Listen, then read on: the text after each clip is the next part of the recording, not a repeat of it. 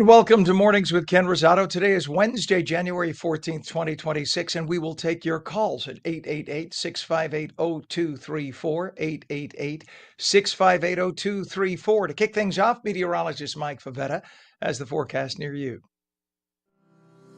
This weather is brought to you by Audio Nova, your hearing experts, serving all of New Jersey with 13 locations. Well, hello, Michael. How are you, sir? Hope you slept Good well. morning. And, Oh, how did you everybody know? knows that, yeah, just because you have a baby. So, of course, you slept like a baby, right? Isn't that Right. what happens? Yes, you could tell by the shopping bags under my eyes. But you know what? It's all about the beautiful weather we're looking forward to today. Got to run around yesterday in the afternoon. Kind of felt like a little spring fling with temperatures making it to the low 50s yesterday, sunny skies. Today, along the East Coast, we get another round of decently mild weather, about 10 degrees above average. The trouble is the clouds come in, so it won't feel as warm, especially with that cloud cover thickening up throughout this morning. So good morning, everyone. Starting off our day with that thickening cloud cover and with the rain on the way, moving in from the west, we'll see some of that wet weather take over as soon as this afternoon, even across parts of northern New Jersey. Some of these clouds moving in from the west across the Central Valley here, across California, that will allow for that dry breeze to continue as the clear sky takes over for the rest of the foreseeable future. It's this pattern that sets up over northern California that gives the dry breezes, the Santa Ana winds, and some gusty conditions, but very, very pleasantly warm temperatures across most of the Pacific Northwest that continue for the next several days. Out east, it's this harsh wind chill that comes racing back in throughout the next few afternoons. With this polar jet stream dipping to the south, this Arctic air unleashes across the east, and that will make for wind chills that will be below zero as soon as Friday morning. So some really chilly weather on the way. First, it's a little bit of rain, and that rain comes in later on tonight into tomorrow. Most of the wet weather is across the mid-Atlantic, and as it moves across New Jersey late tonight into tomorrow morning, it spreads eastward and gives us a little chance of wet weather throughout the overnight, and that's what's showing up here on the radar picture.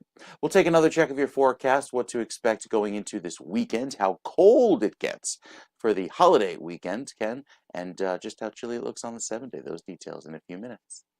All right, Mike, thank you very much. Our temperature, by the way, is 40 degrees in Trenton, but it is 50 degrees in California and Los Angeles. We have a temperature to the northern part of New York that's actually a little cooler today. Usually it's warmer in northern New Jersey than it is in Trenton, but I guess based on, as Mike was saying, based on the air mass, things are a little on their heads. So we'll see what happens. The laryngitis really kicking up this morning from the dry air that we have here. So please excuse that. In terms of traffic in the Northeast, we're going to start with New Jersey traffic because that's rush hour here, a little after 7 a.m. Eastern, 4:03 West Coast time. We have a crash right now, 295 northbound south of exit 52, Columbus Road, Florence Township. The left lane of 3 lanes closed. Let's go over to the Garden State Parkway at 135. We have a disabled vehicle. You could see those taillights going right into it, into the area. It's really just rubbernecking as they're approaching it, but it's amazing how, like clockwork, because you have a disabled vehicle off to the side, everybody has to stop and take a look. Is he okay? Is he okay? Yes, he's okay. Everybody just go about your business. But that's what you got during the morning rush.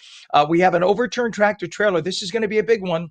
I-80 westbound west of exit 19, which is Alamucci Township, 2 right lanes of the 3 lanes closed. So we're working on a camera shot right now for that. And then over on 22 eastbound, east of 646 Warren Street in Phillipsburg, the right lane is closed. Your approaches to the Hudson River, the Lincoln right now is talking about 25 minutes. Holland is 20, and the GWB upper and lower levels. Let's take a peek right now. It's an odd shot. Never seen that angle before. In fact, I can't even tell where that is, Pam. I think going right to left is headed eastbound, if I'm correct. Yeah, you see the northeast? Yeah. If yeah. Oh, I see what you're saying. I got you, Pam. Sorry, folks, we're figuring this out on there because we've never seen this camera angle before. So the trucks there under where it says mornings, the mornings bug, those trucks are headed into, thank you, Pam. She's nice enough to pull that off. So those trucks right there, you see that tractor trailer? That's probably the upper level going in, I'm guessing, coming in. And based on that shot, It's very heavy. That camera has been funky the last few days. Don't know why. Maybe they're losing control of it. It's out of control. It's possessed. Anyway, we will have LA traffic in our next report. Right now, there's really nothing to report except for some overnight construction delays.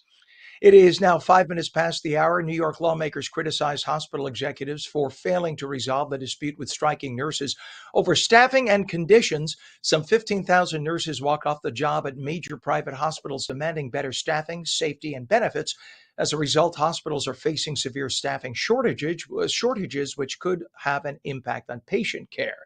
City officials, including Mayor Zohran Mamdani, publicly supported the nurses' demands. In fact, he actually marched in the protest, which is something the mayor should not do. Protocol is that the mayor does not take sides. Of course, he's a communist, so there you go. Governor Hochul declared a disaster emergency to allow temporary staffing from outside providers. She did that just before she had her State of the State address in New York, where she addressed ICE, among other issues. 6 minutes past the hour, the Trump administration ending temporary protected status for Somali nationals in the U.S., requiring them to leave the U.S. by March 17th. DHS Secretary Kristi Noem said the conditions in Somalia have improved, justifying the termination of the situation. About 2,500 Somalis and pending applications are affected. Somalis had been given the temporary status out of the goodness of our hearts back in 1991 when Somalia was in a civil war. Well, the status we granted was that temporary till things got better. Then they were supposed to go home. In 1991, the population of Somalia was 6 million. Today, it's 20 million. Clearly, things aren't going so badly there if their population has increased by 333%. If they were all getting wiped out, it wouldn't have increased like that, because in the same time that their population more than tripled, our population only went up by 35%. So things must be okay there. Go home. You've overstayed your welcome. We let so many in out of the kindness of our hearts, then a large number decides to turn criminal and scam the system and steal from the American taxpayer, period. Time to go. 7 minutes past the hour, the U.S. is stepping up its interest in Greenland. The territory sits directly in the flight path of Russian and Chinese missiles, should they ever be fired, God forbid, toward the U.S. Plus, China has been making inroads on Greenland for decades, which is why it's so important to change our status with the place, either by annexing it as part of the U.S. or creating a semi-autonomous status of some sort. Plus, Greenland's 55,000 residents require an infusion of anywhere from $1 to $5 billion every year from Denmark, their so-called parent country, to survive. Something that the tiny European nation of only 6 million people is losing interest in providing. They ain't got it anymore, folks. The U.S. could provide Denmark with an infrastructure, I should say with Greenland, with an infrastructure they don't have, such as highways and airports. And yes, we could mine their natural resources and make the residents very wealthy.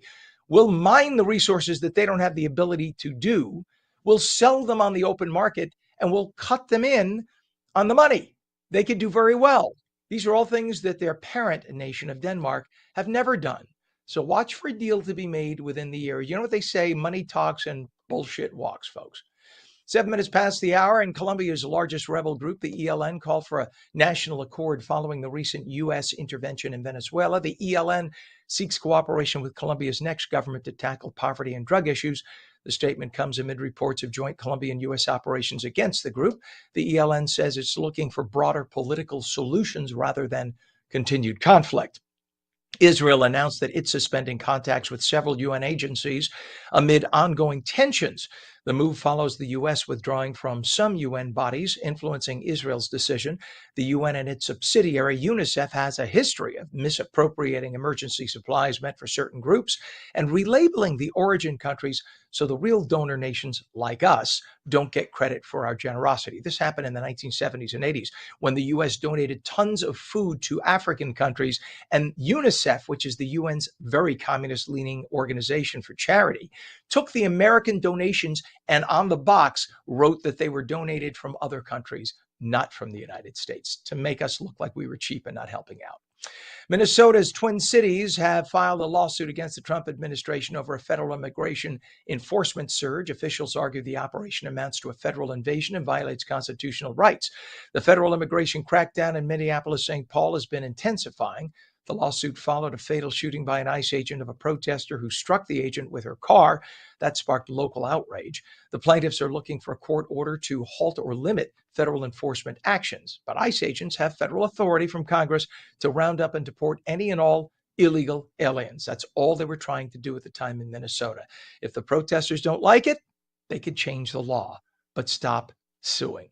Liberal Democratic Senator Mark Kelly has sued War Secretary Pete Hegseth, claiming unconstitutional retaliation for his speech. Kelly was censured over participation in a video urging troops to resist so-called illegal orders. He argues the punishment violates the First Amendment rights that he has. However, as a retired Navy captain, Senator Kelly remains subject to provisions of federal law and the Uniform Code of Military Justice, which is why Secretary Hegseth punished Kelly by reducing his retired rank and pension. The other thing we should be mentioning, Iran. It looks like we are on the edge, on the verge of invading Iran. We have a mass of airships, of planes on the western border between Israel and Iran right now. In that whole vicinity, they are flying back and forth, including refueling tankers and everything. So don't be surprised if you find out that because Iran has been literally hanging and shooting its protesters, hanging young men and women in the streets, late teens and early 20s, hanging them and leaving their bodies dangling or bloodied with rocks because they had the audacity to protest against their government. That's what the Iranian government is telling the world they will do if people don't comply. Well, President Trump already said, you do that and we will come in. So now the president has amassed a whole armada on their western coast. So just watch on their western boundary. You just watch that either today or tomorrow there will be an invasion. Pretty sure that's going to happen. Don't be surprised. You heard it here. 13 minutes past the hour. When we return, how AI will shape the workforce. Plus, meteorologist Mike Favetta will return with your full Garden State forecast, and we will take your calls at 888-658-0234. 888-658-0234. You're watching Mornings with Ken Rosato. We're now live on the East Coast and the West Coast. Good morning, Los Angeles. Don't go away. We're coming back in 2 minutes.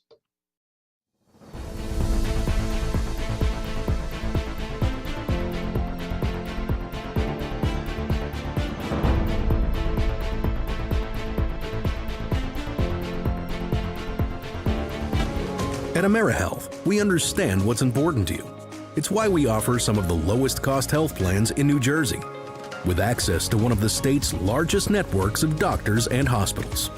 Plus, with free 24/7 virtual care, you can see a doctor anytime and anywhere. And we're committed to giving back to help make a difference in our communities. Learn more at AmeriHealth.com. A health plan for everyone.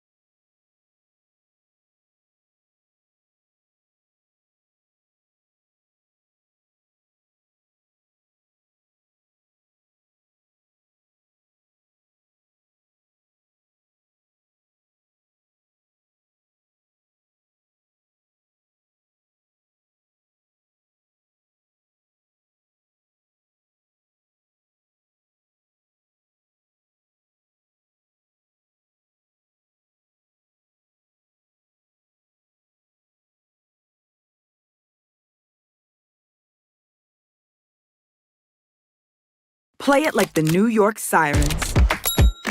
Live in the spotlight. Etch your name in lights. Embrace the noise. And when it calls you, turn it up. Get louder. Play it like they'll hear us everywhere. Because this is our team. New York Sirens. Play it big.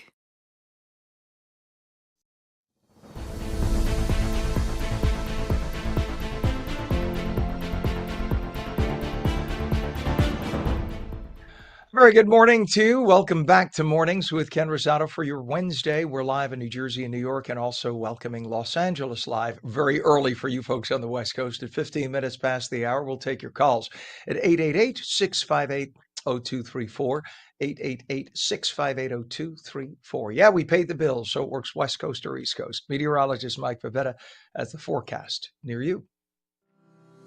This weather is brought to you by Audio Nova, your hearing experts, serving all of New Jersey with 13 locations. All right, Mike. So we're looking at a cool down in the New York, New Jersey tri-state area here. Yeah, big time chill coming. This is the coldest weather we've probably seen so far this season, especially as we get into Monday night and to Tuesday.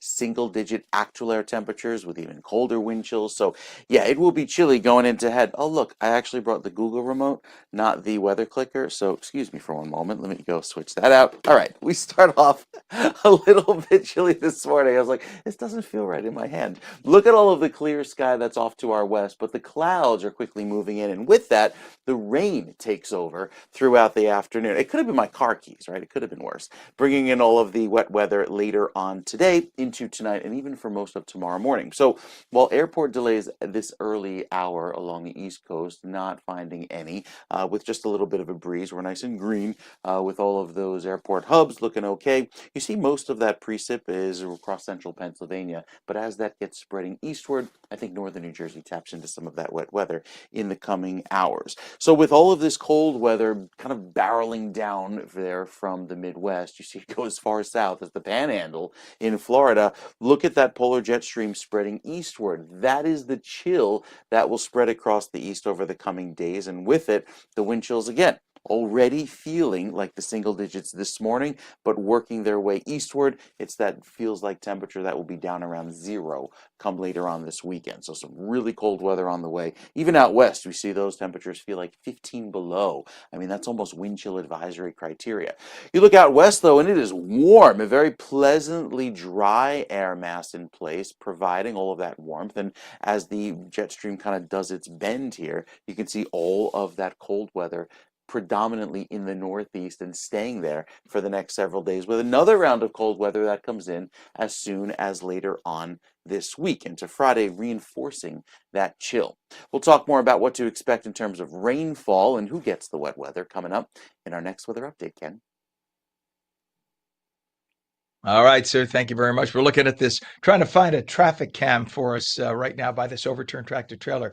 And of course, the nearest traffic cam is about 3 miles away. So as it would be anyway, but that's our issue. That's a Ken issue, not a Mike issue. So I apologize for taking your time, sir. I do appreciate you. It is 39 degrees now, northern New Jersey, in Trenton 40. And again, usually it's just the opposite.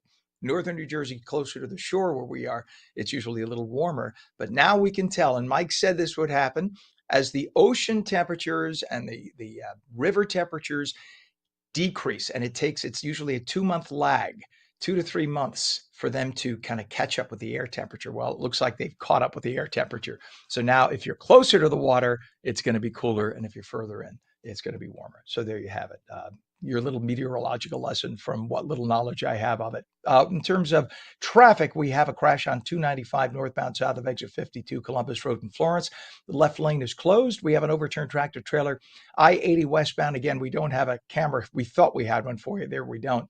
West of exit 19, which is Alamucci Township, 2 right lanes closed. Down pole on Route 22 eastbound by Warren Street in Phillipsburg. The right lane is closed there. And we have some slowdowns going into the Lincoln Tunnel right now. It's about 25 to 30 and only 20 minutes at the Holland. GWB can't really see both camera angles from them either. They've lost servo on one of the cameras. That's what we got. So again, all we could see is the trucks there for upper level. And we're told it's about a 30-minute in. That's just based on a report. I can't see. But that's the beginning of the upper level approach from 8095. You can see the tractor trailers by where you see the logo for NJ Turnpike, New Jersey Turnpike. That indicates, because of the area where it stopped, that it's at least 30 to 35 minutes in. 719 on the East Coast, 419 on the West. As artificial intelligence becomes a permanent part of the workplace, how deeply will it shape the way that organizations operate. Well, Joshua Vola is CEO and co-founder of Mindstone, an AI training platform for professionals. Joshua is out with new predictions calling 2026 the year that AI stops helping humans and starts running the organization. We should probably be very concerned. We say good morning to you, Joshua. Good morning. Thank you for having me. And you're very welcome. And from my high school German, that would be Vola. Do I have that correct? That is correct, Vola, yeah. Okay, very nice. Glad I remembered. That was the day that I said I'm switching over to Italian because I looked at all the conjugations and I said I'll never figure it out. Um, so Joshua, what will AI at the office look like in day-to-day life this year versus last? So I would say the biggest difference is that all we have focused on today has been to help people understand how they can enhance their respective jobs using AI. But the bit that has not yet been addressed is what happens when everyone in the organization has an AI to help them do their job. And how do those AIs both collaborate with each other and across the organization? And so we talk about this as kind of building the AI operating system that powers the organization. And that is what 2026 is all about now. So basically, it would be like competing AIs. My AI is better than your AI. Is that it? Partially, but it's more about complementarity, which is that ultimately humans are still the ones that have agency and that decide what gets done. And every human will have trained their own AI to be better at certain things or to do things a particular way that they or their organization have decided is the right way to do things. And the other agents can learn from that. So you can more think about this as compounding the organization's advantage by being able to combine multiple agents and the work of multiple humans that have gone into training those agents over time. Does that make sense? Yeah, it does. And I've never heard anyone come up with this. This is the first that I've ever heard anyone talk about this. And this is brilliant, which is why you do what you do, clearly. Now, do you think the coding will disappear at this point, but not software engineering? So the idea of actually constructing the program gone, right? Because AI can do it, but the idea of developing the concept would still be a human thing.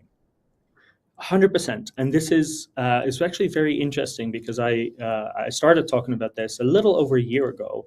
I would argue that happened in 25. At this point, if you're a software engineer and you're still actually manually coding, then you're probably not adding, at least that part of your work, you're not adding value to the company anymore because an AI agent can do that work. What is more interesting is that the human is still in charge of figuring out what gets built, how it gets built.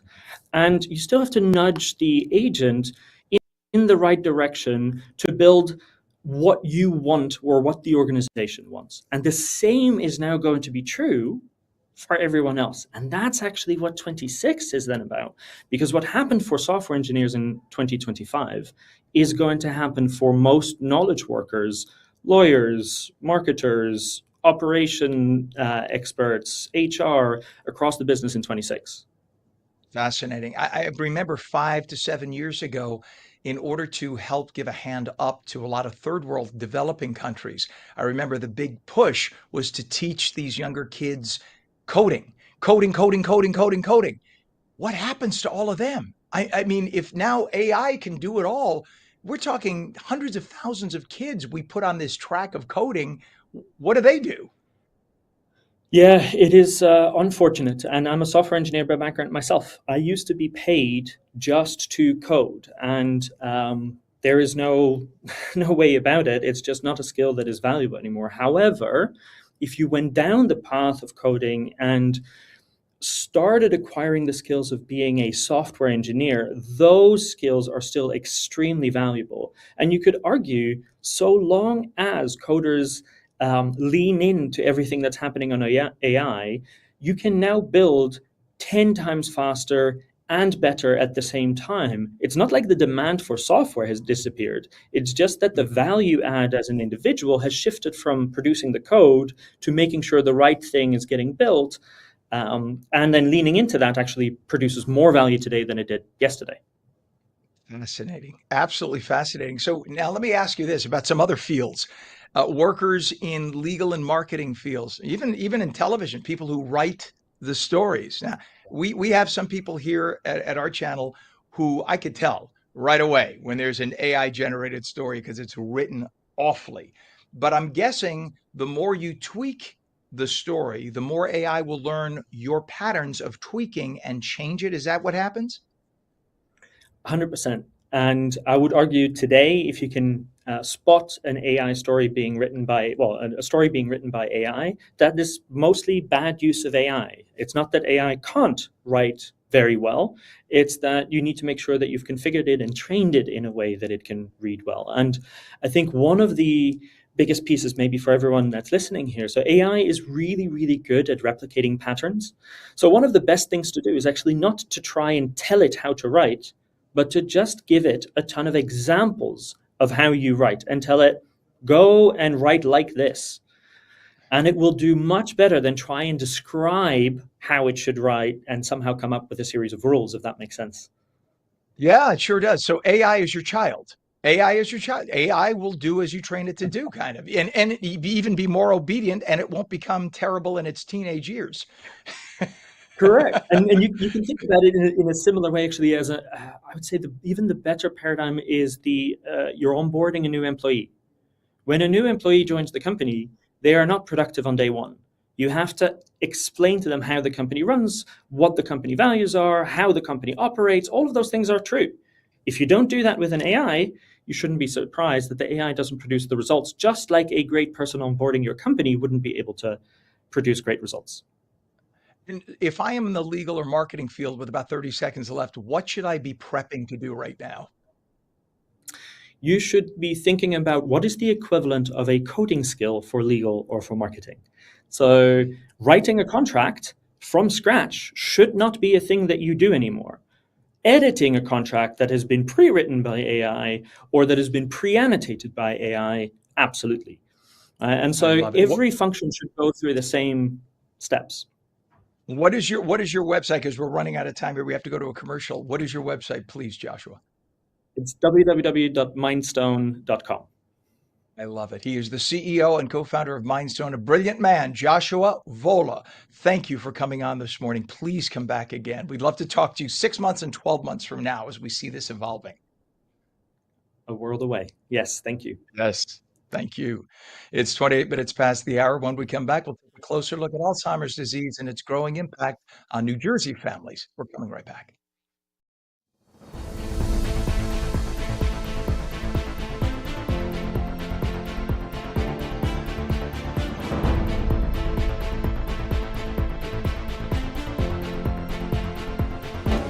At AmeriHealth, we understand what's important to you.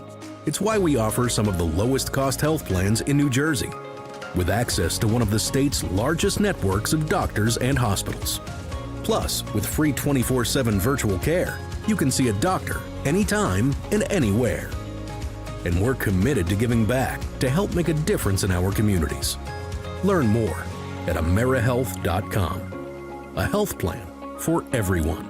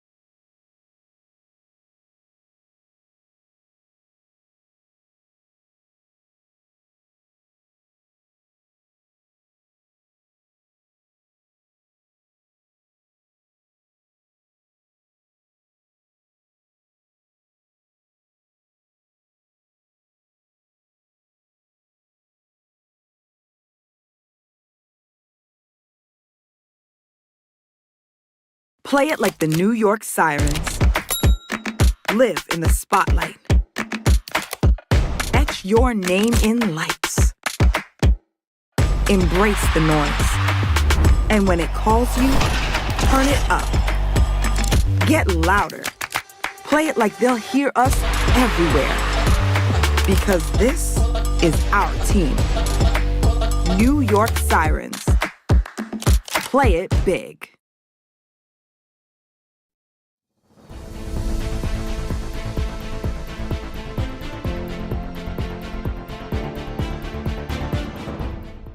Morning, it's 30 minutes past the hour, Wednesday, January 14th, 2026. Welcome back to Mornings with Ken Rosato, live on the East Coast and live on the West Coast. Meteorologist Mike Favetta has the forecast near you.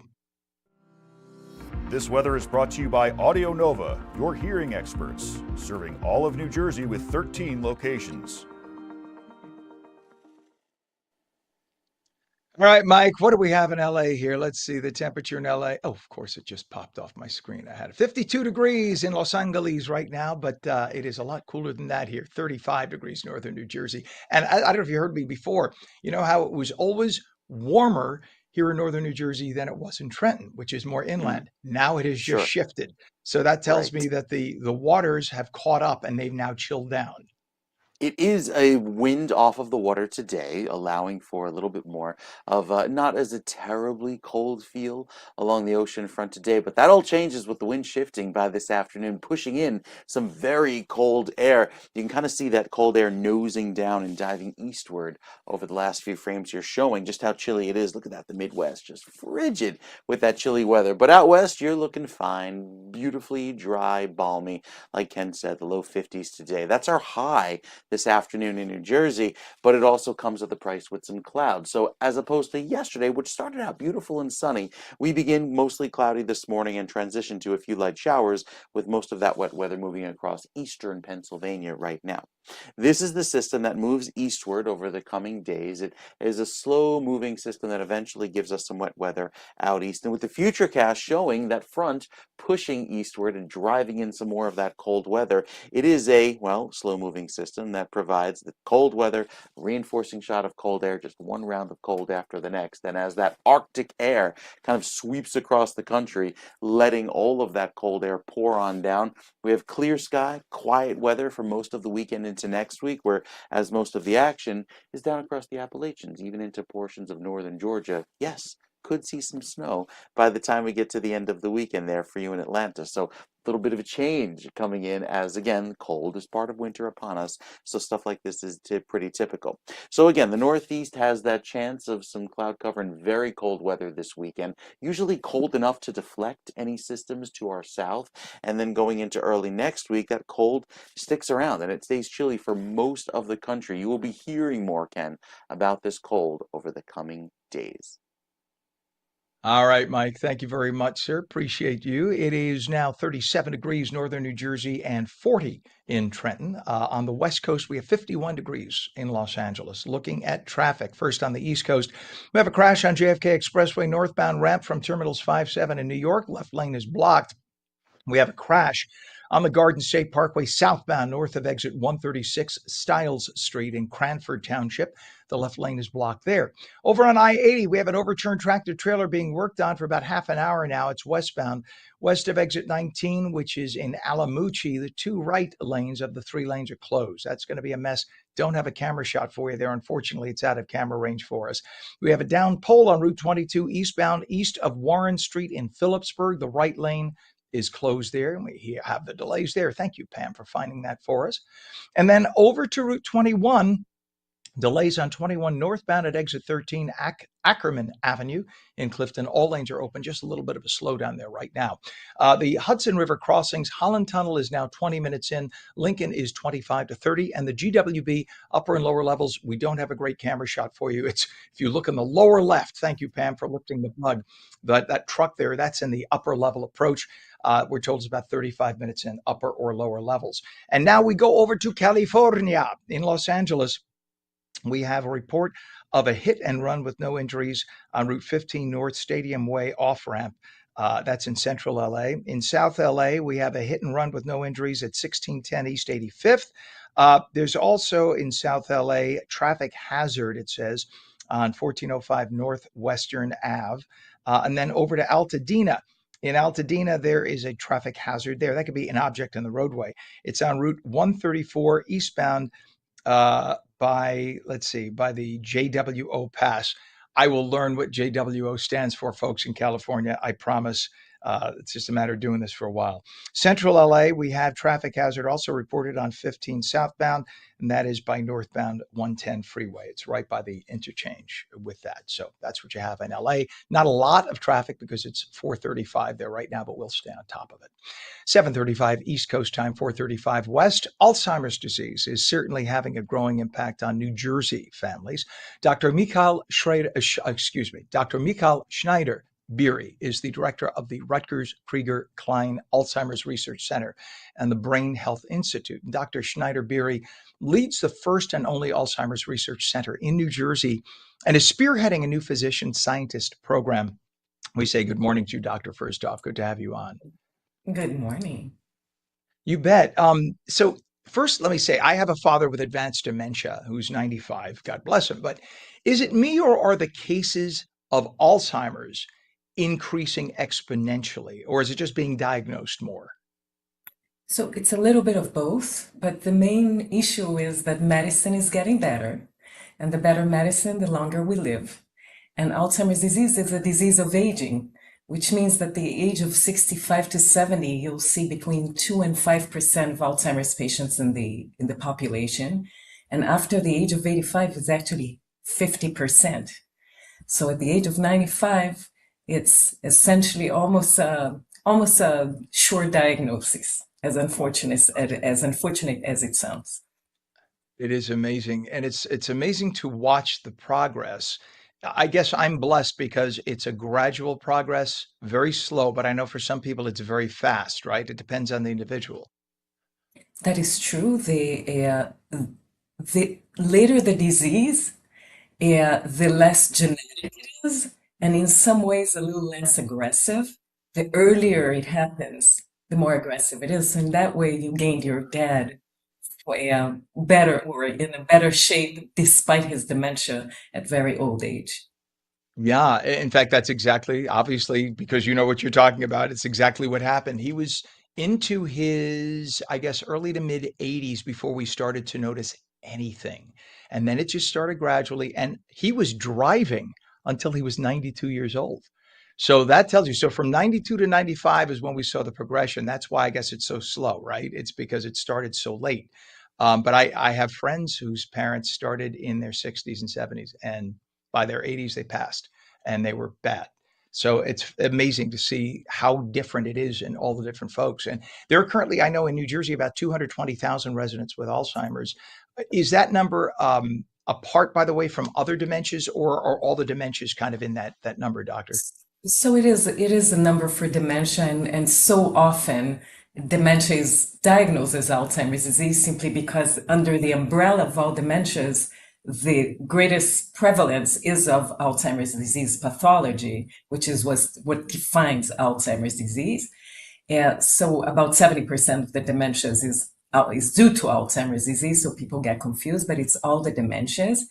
And I do want to emphasize that it's 220,000 that have been diagnosed.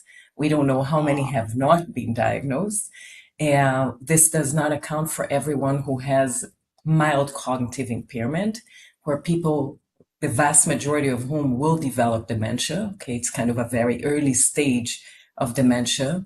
And there is a hundreds of thousands in the state and millions in the country that have high risk due to their genetics and mainly due to their environmental exposures that may contribute to the risk of developing the disease. So it's really an epidemic, from my point of view, a disaster, and by all means, the greatest fire in trying to find solutions for this disease from a professional point of view. And Dr. Schneider-Beery, I just recently read a study, and I'm sure you read a study a day at least, and I believe this was from Australia, talking about a link to the energy producing parts of the neurological cells in the brain that seem not to be firing correctly. And that that in rats, they were testing and they figured out a way to reverse that and get the mitochondria of the cells in the brain to start firing again, and that they were able to produce a limited reversal of Alzheimer's, or the equivalent of Alzheimer's, in mice and rats. I'm sure you, like I said, I'm sure you read a study, if not a dozen studies a day. But do you feel that at some point in the future we will understand the disease more and possibly be able to treat it better? So, yeah, I'm actually, if we had this conversation 3 or 4 years ago, I would be less optimistic. But Mhm. because new medications have been approved and they address a particular pathology that defines Alzheimer's disease, right? They address amyloid. That kind of opened the field to a whole new discussion about other pathologies, about other factors that affect the disease, such as metabolism in the brain. And I think, or I believe more than think, that we're actually moving faster and more effectively because of our great fails and because a few were approved and their effects are relatively limited, but they have some effect. So this is a great motivator for us. Fascinating. I would imagine because of for those that don't realize, I only know because my mother had a hemorrhagic stroke about 10 years ago. They detected that she had amyloid plaques in her brain, and so because of that, I started doing a lot of research about amyloid plaques and how the impact that it would have on stroke and Alzheimer's, et cetera. Clearly, I'm just an amateur doing a little reading, but so the idea here is these drugs help break the amyloid plaques up so that allows what? That allows better blood flow into the recesses of the brain. Is that what that would do? It actually, the plaques themselves, they sit between the neurons, right? So the neurons don't touch each other in that little space that is called synapse. The plaques aggregate there, all right? They also tend to aggregate on vessels, which might have been the case of your mom. But most generally speaking, they block the communication between the brain cells and cause a cascade of brain death, of cell death. So what those drugs are doing is actually clearing and breaking down these amyloid plaques, supposedly preventing additional cell death. Let's say the grain of salt behind all that is that those new drugs are very, very effective in clearing those amyloid plaques, but they're but their effect on cognition are relatively mild. Doctor, I have So, to cut you off right there only because we're up against a hard commercial. We have to have you back. I could talk to you for an sure, hour. Dr. Michael absolutely. Schneider-Beery, director of the Rutgers Krieger-Klein Alzheimer's Research Center and the Brain Health Institute. Brilliant. Thank you for coming on this morning. Absolutely. And we're coming right Thank back. you. Take care.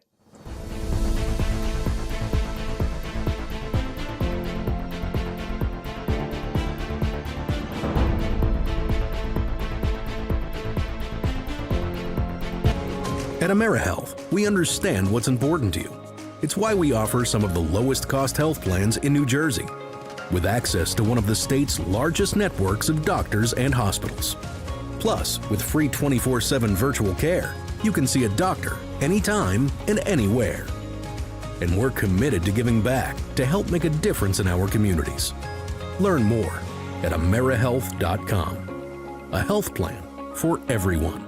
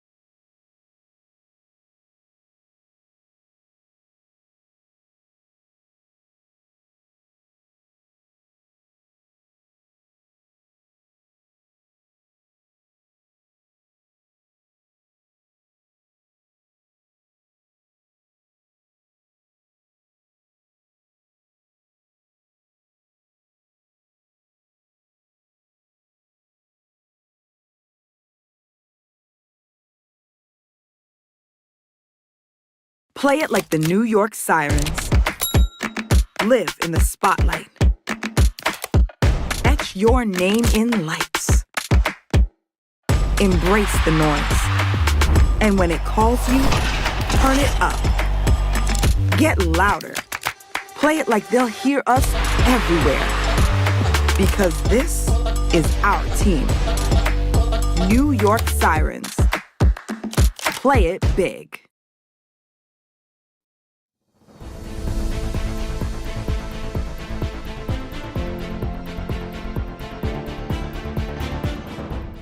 And welcome back to Mornings with Ken Rosato. 45 minutes past the hour. We will take your calls at 888-658-0234. Any questions, any comments, any observations? We'd love to hear from you. East Coast or West Coast. We're on live New Jersey, New York, and also Los Angeles, where it is only 4:45 in the morning, 7:45 on the East Coast. So please give us a call.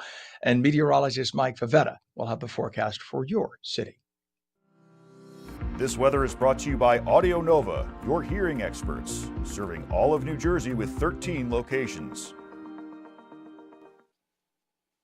All right, Mike, how are we looking outside?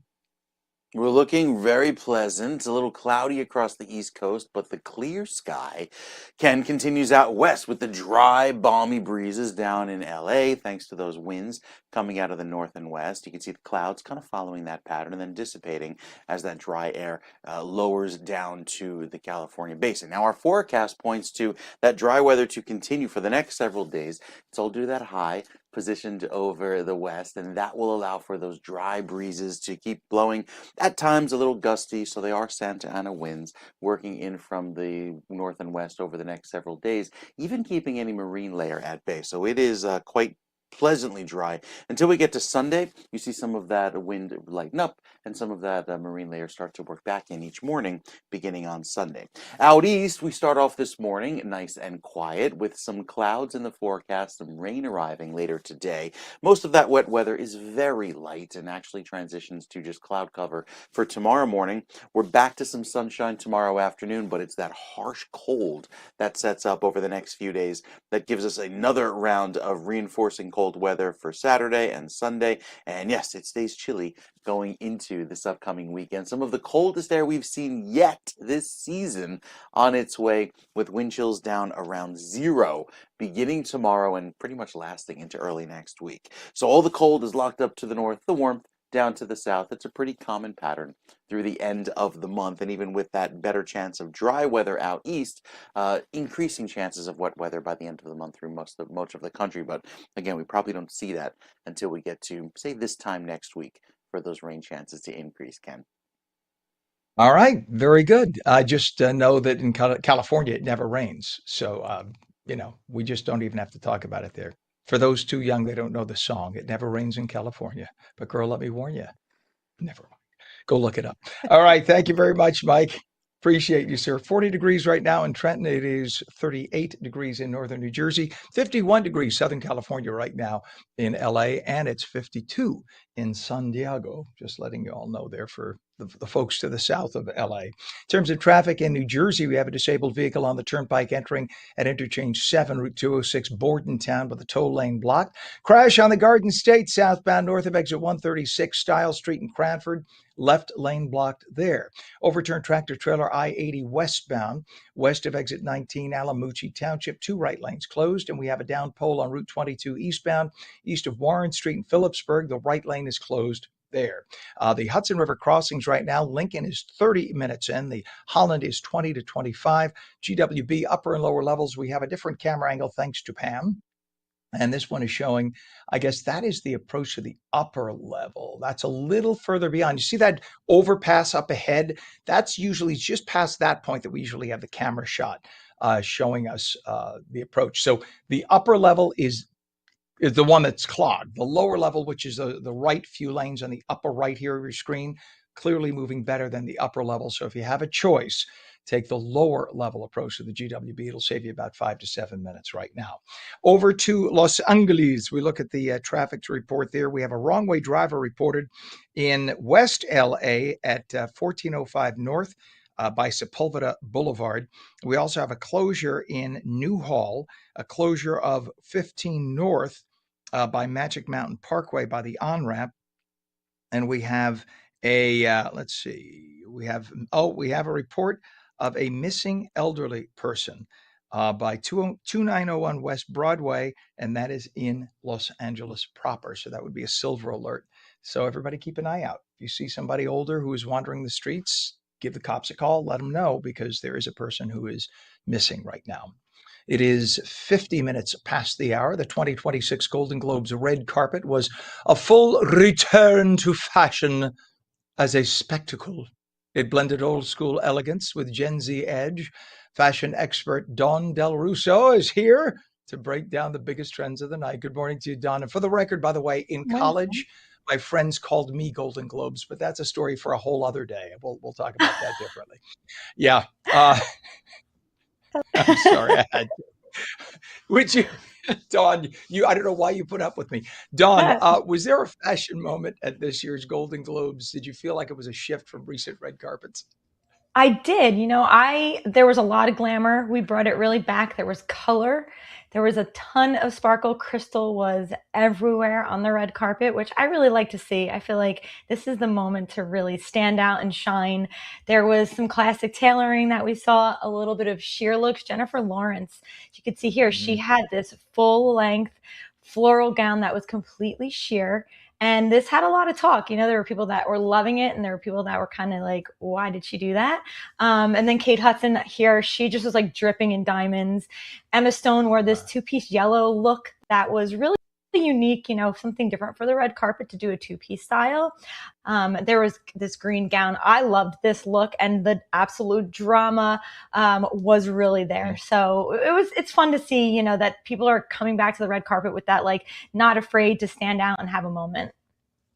And they looked, there was a lot of elegance there, because in years past, they got some freaky, stupid looking. I'm sorry, I don't mean to sound mean. I'm not the fashionista myself. And some of the stuff you look at, it looks like they put a barn on their heads and they just walked in. It's like, come on, this looked elegant for the most part, elegant, everything. And the ladies, I must say, rocked the bodies. They could rock that dress. They looked fantastic. It was definitely, and I'm usually not into that part of the show. It was amazing. What do you think is bringing them to step it up a bit to this style of fashion again? Yeah, I think, we were, for so many years, we were in this repetitive pattern of just, the basic looks, the not too colorful, let's tone it down a little bit. Everyone, we were kind of pulled away from that glamorous red carpet look. There was a lot of, talk that no one wanted that anymore. And I think we did. I think we wanted to see it come back and have that, old Hollywood glamour that we all love. I think that's just part of something that we enjoy seeing. And a red carpet moment with a celebrity wearing these gowns that are dripping in crystals, it's just, how can you take away from that? And the men had some really amazing looks too, which I never like to miss talking about them, because they really stood out more than ever this year on the red carpet with their tuxes and the tailoring. They added these little details. Jeremy, he had this small little tie on that is a little different than what you would do. A blue velvet jacket Glenn Powell wore, which is really unique. I think for men to step out and move away from just like the classic silhouette and, doing these other really standout looks. And Timothy Chalamet, he wore this all black look and black Timberland boots, which we don't see that on the red carpet that much. Although Timothy Chalamet could wear potato sack, and I'd say, okay, that's fine. That's all good. I'm sorry. Good looking man. Can't deny it. Truly. But you know what is nice? I was getting tired of seeing the modern tux look. I'm tired of seeing the modern tux with the skinny legs and the legs that end above the ankle and show the bare ankle. Guys, come on. It's like I'm Europeans. This is what we do in Germany. Stop. It looks stupid. Wear the traditional leg with the flare. Just stop with the little skinny leg that ends. It's so emasculating and silly looking. And it's like, yes, we'll be elegant, but not too elegant. I get tired of it. I've been to so many weddings now where you get all these gavons dressing up, looking like, I've never put a tux on in my life, but I'm going to wear black shorts with everything. I'm glad to see they went away from that. And you had so many traditional tuxes, even like Mark Ruffalo with the white tux, as much as I didn't like his politics, in terms of what he was wearing, it looked gorgeous. What a beautiful white tux. Yeah, I agree. Honestly, I was happy to see it. I feel like when we look at men's style, it's funny because they are setting some of the trends now that are, we're taking off of the red carpet. And you do look to them to see, are they doing something a little bit more traditional? Are we doing something a little bit more trendy? It's really noticeable when you look at what men are wearing to get an idea of, oh, this is going back to a little bit more of a classic masculine look and doing the full on tux, the shoes, some of them even had the vest or the three pieces that really you didn't see for a while. They were kind of missing in action from even weddings or any parties you were going to. And these men are bringing them back. Yeah, totally. And looking great. And I'm sorry, we've mentioned it already twice in passing, but Kate Hudson, first off, Kate Hudson looks amazing, just amazing. And the dress, the crystals, I don't know if we could, Pam, if you could punch up Kate Hudson. I know it's hard. She's got 100 pictures there, but Kate Hudson's the woman in the crystals. Thank you. Holy gosh. Dang, that looked amazing. Who designed this? Do you know?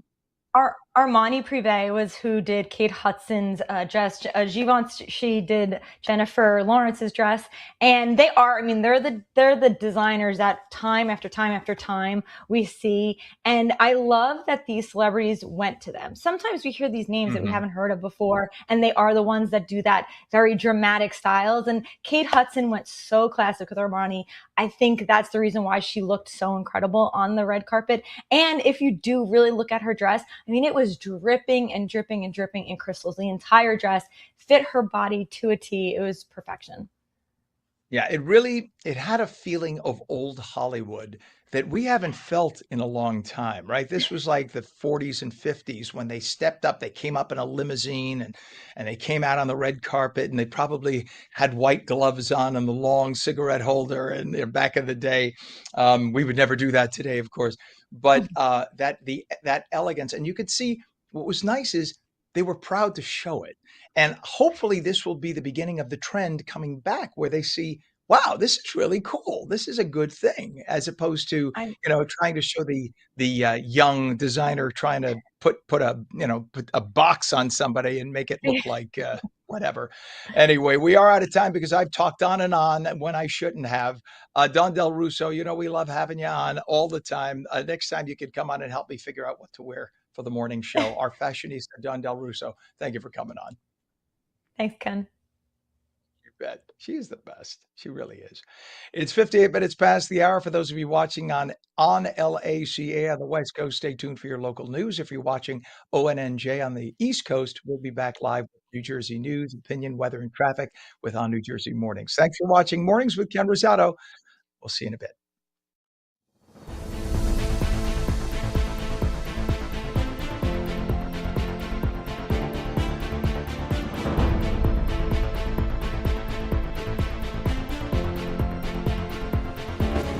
At AmeriHealth, we understand what's important to you. It's why we offer some of the lowest cost health plans in New Jersey, with access to one of the state's largest networks of doctors and hospitals. Plus, with free 24/7 virtual care, you can see a doctor anytime and anywhere. And we're committed to giving back to help make a difference in our communities. Learn more at AmeriHealth.com. A health plan for everyone.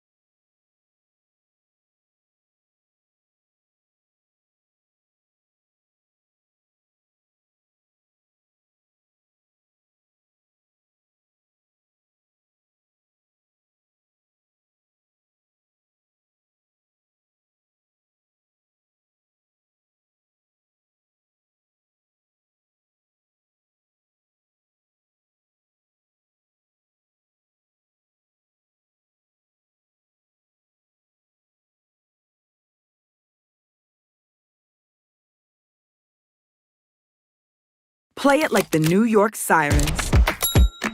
Live in the spotlight. Etch your name in lights. embrace the noise. And when it calls you, turn it up. Get louder. Play it like they'll hear us everywhere. Because this is our team. New York Sirens. Play it big.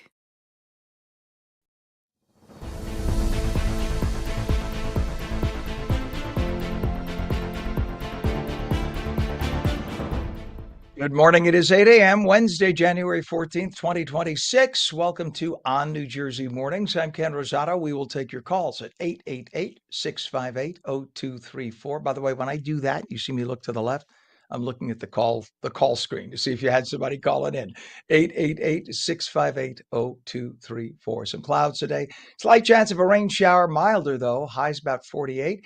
We head to meteorologist Mike Favetta with a check of the Garden State forecast. This weather is brought to you by Audio Nova, your hearing experts, serving all of New Jersey with 13 locations. But we got a cool down in effect, Mike, don't we?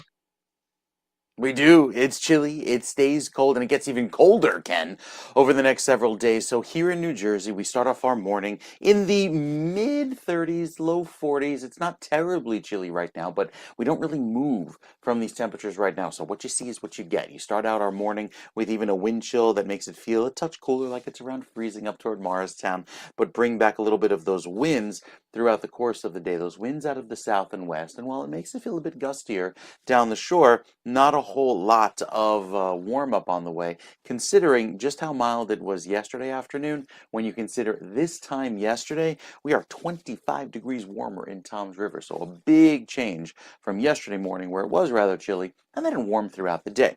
Well, we start off this morning with a little bit of that warmth with the clouds, even a few showers and snow showers off to our west. That may progress eastward and give us a chance of a light sprinkle. So in northern New Jersey, maybe heading out to a clinic, an Audio Nova location, right there in West Caldwell or Mountain Lakes, your high climbs into the upper 40s and low 50s, but you have a better chance of seeing a spot shower there in northern New Jersey as opposed to just the clouds across central and southern New Jersey, even as far south as Toms River. So most of this weather today will stay on the cool side and feel chillier, especially later on tonight as that cold weather races in. So here are the few spot sprinkles that last through this afternoon. Most of the rain, however, is overnight, and then the cold that settles in tomorrow. Really chilly weather with the overnight lows for Friday morning into Friday afternoon, starting off in the teens with the wind. It feels even colder, and notice even as the morning progresses on Friday, doesn't really warm up that much. We stay at or below the freezing mark during the daylight hours on Friday before some more cold weather gets going into this weekend. So again, few spot chances of sprinkles. It's that transition from the cold weather, and then we might have a few snowflakes in there, rogue flakes, on Saturday. We'll tell you more about that coming up with a full check of your weekend weather, Ken. That's in a few minutes. All right, sir. We appreciate you right now. 8:03. We have 36 in northern New Jersey, 40 in Trenton. And in terms of traffic, we got a lot of it. Let's go to I-80 right now at exit 55, Union Boulevard, Totowa. 2 left lanes of the 4 lanes closed. You can see right now that's due to a crash.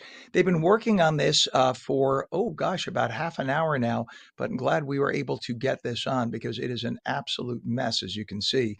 That is causing about a 3-mile delay because of this. Everybody trying to squeeze over to the right 2 lanes.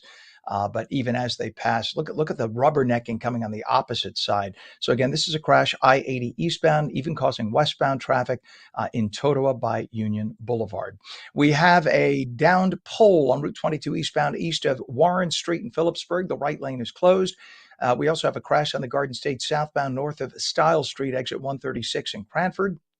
Disabled vehicle on the turnpike entering at interchange 7, 206 in Bordentown with the toll lane blocked. And back to I-80, but we don't have a camera shot for this. There's an overturned tractor trailer they've been working on for about 90 minutes now. This is west of exit 19, Alamucci Township, 2 right lanes of 3 lanes closed. I'm sure it's bad, but unfortunately we don't have any kind of a camera shot to show you there. There's nothing near there. Right now, the Hudson River crossings, we have 25 to 30 in at the Holland. It is 20 minutes in now at the Lincoln, so that's picked up up a bit. That's better. And your GWB approaches right now, 8095. We have a different camera shot. What you're seeing stopped is the upper level approach, and you can see it's pretty bad. That's about 40 minutes in from that point. The lower level on the right is going to cost you about 30 minutes. So your better approach certainly is the lower level approach to the GWB. Our time, excuse me for the delay. Our time right now is 8:05, and Governor Murphy delivered his final State of the State address yesterday, touting his achievements during his 8 years in office, and he expressed his gratitude. I come before you with two words. Thank you. Thank you for entrusting me with the sacred responsibility of serving as governor. Thank you for welcoming me into your homes, your workplaces, your schools, and your houses of worship. Thank you for always telling me the truth and for being authentic. And if I may summon the spirit of another dear friend who's no longer with us, again, one of my predecessors, Governor Brendan Byrne, thank you for occasionally waving to me with all 5 fingers. It's a cute line. Murphy talked about working families, long-term stability, and the state's future competitiveness. He signed into law a near doubling of the minimum wage, a millionaire's tax, and property tax relief. Mikey Sherrill, Murphy's successor, will be sworn in as the next governor of New Jersey next Wednesday in Newark. Murphy pointed to NJ Transit as an example of long-term reform. He said that while the system is still imperfect, it has largely improved and is on track for modernization. 8:06 now, New Jersey's Liberal Democrat-controlled legislature passed 3 bills aimed at what they call immigration policy and ICE oversight, things the state has absolutely zero authority over based on the U.S. Supremacy Clause of the Constitution. In reality, the legislation regulates how local authorities interact with federal immigration authorities. In other words, it further strengthens New Jersey's status as a sanctuary state, mandating its law enforcement not to assist federal agents in any way when it comes to their removal of illegal aliens. A lot of last-second rules and laws passed by the left-wing legislature in Trenton on their way at the end of the session, trying to squeeze this in and get the outgoing governor to sign it all into law so that he'll have no repercussions, being that he's out the door. 8:07, things are looking really bad for people protesting in Iran, although that could all change with the U.S. literally amassing a whole force on the western border of that country. Pam, I'm inserting a story here for if you don't realize that. Iranian judicial authorities have informed a prisoner's family that his death sentence will be carried out today, less than a week after his arrest. That according to a human rights organization called Hengao. A man who is 26, his name is Irfan Sultani. He was detained at his home in Fardis on the 8th of January. 4 days later, authorities notified his family a death sentence had been issued and confirmed.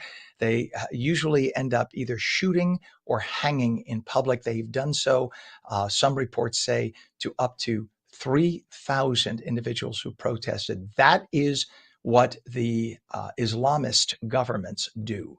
So think about the freedom of speech we have and look at what they are doing to get their freedom in Iran right now. That's why President Trump promised that if anybody were killed, he would help out. And in this case, I say military intervention is the way to go to save these people's lives and help them to become free. When Iran was a free country, in the 70s, or freer. It was under the Shah of Iran back then. It wasn't quite free, but it was much freer than it is today. Women, by the way, could drive cars, go to college, wear whatever clothes they wanted, and walk about the streets freely. Under the Islamist government, it became a dictatorship, and women basically became prisoners in that country. So hopefully freedom will prevail. We'll see what happens, but it looks like some military intervention may be imminent on the part of the U.S. The spouse of a New York Giants Super Bowl champion, Plaxico Burress, announced her candidacy for a U.S. House seat. The Republican has strong local ties and name recognition. Many insiders believe she's got a good shot at unseating New Jersey's 9th Congressional District Representative, liberal Democrat Nellie Poe. The 9th New Jersey district she's in. 9 of New Jersey's 12 U.S. Congress seats, by the way, are held by liberal Democrats right now. ICE agents raided several homes in Somerset County, taking some people into custody. Some on the left said they were shocked at the move. Why? The agents were simply doing their job. So-called community advocates pointed out that many illegal immigrant families are expressing fear. Well, yeah, they probably should. Immigration officials remind those here illegally you can download the CBP app, register your name. When you self deport, you'll get a $1,000 check and a plane ticket back to your home, and you won't get arrested. So there's no reason to be afraid. And when you get back to your home with that $1,000 check, you can then apply to come here legally. So what's the deal? There's no reason to fear. Download the app. There is a mechanism not to fear and to do the whole process legally, folks. Yes, New Jersey's liberal Democrat lawmakers have voted themselves a pay raise. And not a little pay raise, mind you. It is a 67% pay hike for what is a part-time job. The 120 legislators just had their salaries jump from $49,000 to $82,000 a year. Oh, and to ensure that the governor will sign the measure, it's outgoing Governor Murphy who will sign it, so there's nothing negative on him. And the incoming governor, Cheryl, will love it too because her salary goes up from $175,000 to $210,000 a year.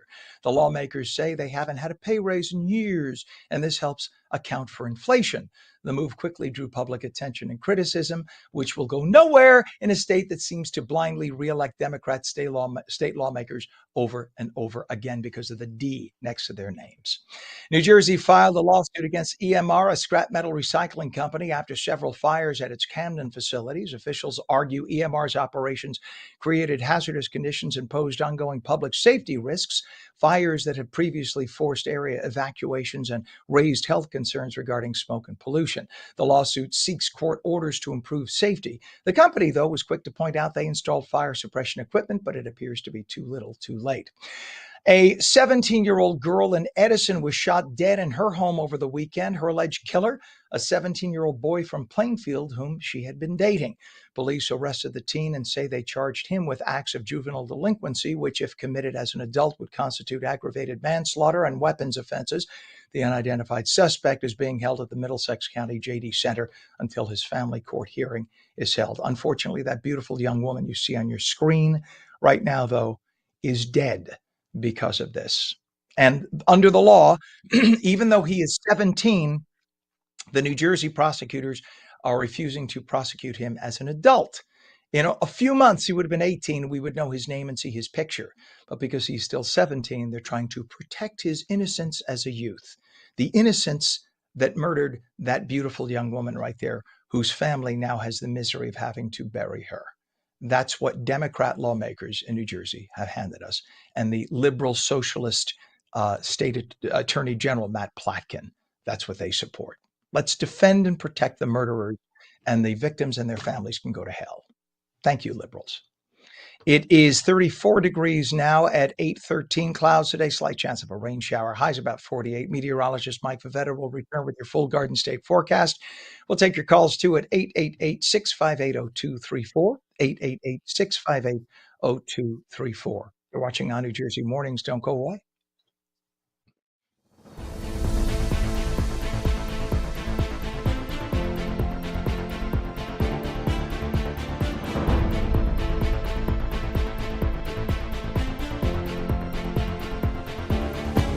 At AmeriHealth, we understand what's important to you.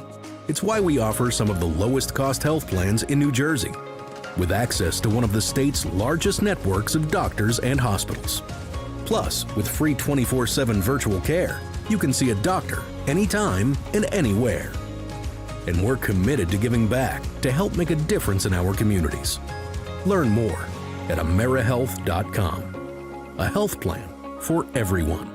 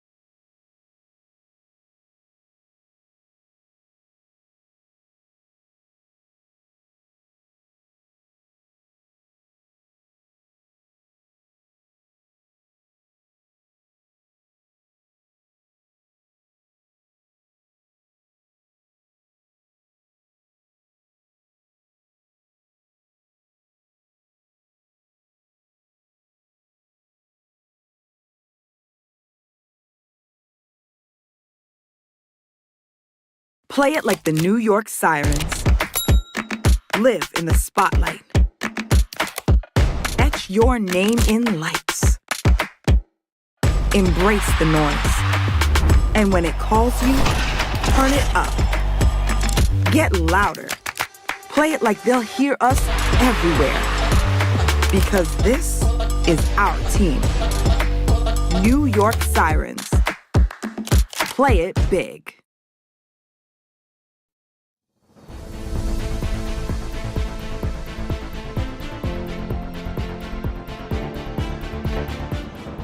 Welcome back to On New Jersey Mornings. I'm Ken Rosato at 8:15, taking your calls at 888-658-0234. Some clouds today, slight chance of a rain shower, highs about 48.